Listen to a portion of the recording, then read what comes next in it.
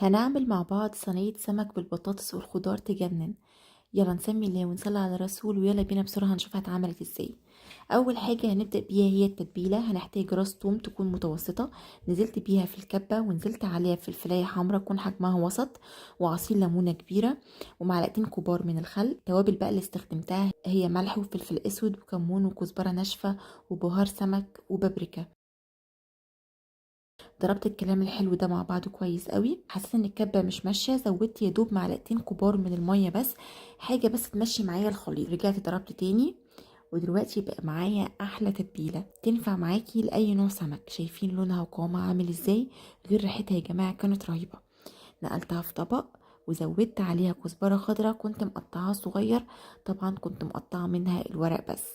وبكده التتبيله تكون جاهزه معايا، بجد خطيره. هسيبها بقى دلوقتي على جنب. دلوقتي اجي للسمك. انا كان معايا سمك روسي كان حجمه صغير، ممكن تستخدمي اي نوع سمك موجود عندك. اهم حاجة انك تنضفيه كويس وتغسليه كويس قوي، بعد كده تسيبيه يصفي اي مية زيادة فيه. ابدأ دلوقتي اتبله كويس قوي من جوه ومن بره بالشكل اللي انتوا شايفينه ده. بفتح السمكية وبحط فيها معلقة كويسة كده من التتبيلة، وابدأ ادلك التتبيلة في السمك كويس قوي، ومن بره كمان، يعني بتبله من جوه ومن بره. انا هنا هخلص كل الكمية بنفس الطريقة وهوريها لكم. ولو هتستخدمي حجم سمك اكبر من ده، اعملي فيه من بره بالسكينة فتحات كده بالطول، وحطي فيها تتبيلة عشان تتبلي كل لحم السمك من جوه ومن بره، وتحطي كمية تتبيلة في السمكة من جوه اكبر من دي كمان. انا هنا كنت خلصت الكميه كلها، شايفين شكله عامل ازاي.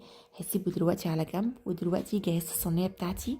انا كنت مجهزه خضار طماطم وبصل وفلفل اخضر، كنت مقطعاهم شرايح بالشكل ده، وبطاطس كنت مقطعاها شرايح مش سميكه وكنت محمراها. اول حاجه هبدا بيها ان انا ارص البطاطس في الصينيه، وبدات انزل عليها بالتتبيله واوزعها عليها كويس بالشكل ده من كل ناحيه. هبدأ اقلب البطاطس على الناحية التانية، واوزع عليها التتبيلة من الناحية التانية كمان، عشان كل ناحية من البطاطس تبقى متشربة من التتبيلة كويس. لو وصلتي معايا لهنا متنسيش تعملي سبسكرايب للقناة لو اول مرة بتشوفيني على اليوتيوب، وفولو للبيج لو بتشوفيني على الفيسبوك او التيك توك.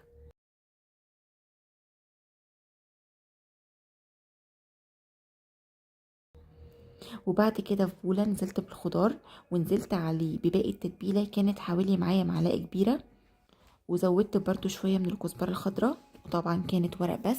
وبما ان كمية الخضار كانت كبيرة، فحسيت ان الملح اللي في التتبيلة كان قليل عليها، فنزلت عليها بشوية من الملح وقلبته، ودقت الخضار عشان اظبط طعم الملح فيه، الملح يكون باين متبل كويس يعني. دلوقتي هبدأ ارص الخضار على البطاطس،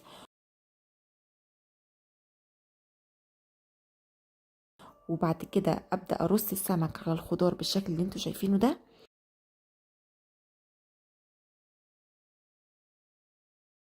ده كان كده باقي التتبيلة كانت موجودة في الطبق مكان السمك، نزلت بيها برضو. وبعد كده وزعت معلقتين كبار من الزيت، واخر حاجة رشة من الكزبرة الناشفة بتديله ريحة وطعم حلو قوي. وده كان شكل كده صينية السمك النهائي قبل ما تدخل الفرن. طبعا انا كنت مشغله الفرن على درجة حرارة 200، وكنت منزله الشبكة رف اوسط. دخلت السمك لحد ما يستوي اخر ثواني، ولعت له الشوايه عشان ياخد اللون الحلو اللي انتوا شايفينه ده. دلوقتي انا ما قفلتش الصينيه بالومنيوم فويل ولا اي حاجه، لانه زي ما انتم شايفين حجم السمك بتاعي كان صغير فاستوى على طول. لو السمك بتاعكم كان حجمه كبير، لا ساعتها قفليه احسن بالومنيوم فويل عشان تضمني التسويه بتاعته. السمك مستوي جدا وريحته رهيبه وخلطته مميزه جدا. الخضار والبطاطس شاربين كويس قوي من التتبيله، وطعمهم بجد في حته تانية خالص. كده نكون وصلنا لنهايه الفيديو بتاعنا النهارده. اتمنى وصفتنا تكون عجبتكم وتشاركوها مع كل اللي بتحبوهم، واشوفكم في فيديوهات تانية كتير بافكار كتير جديده ان شاء الله تنال اعجابكم.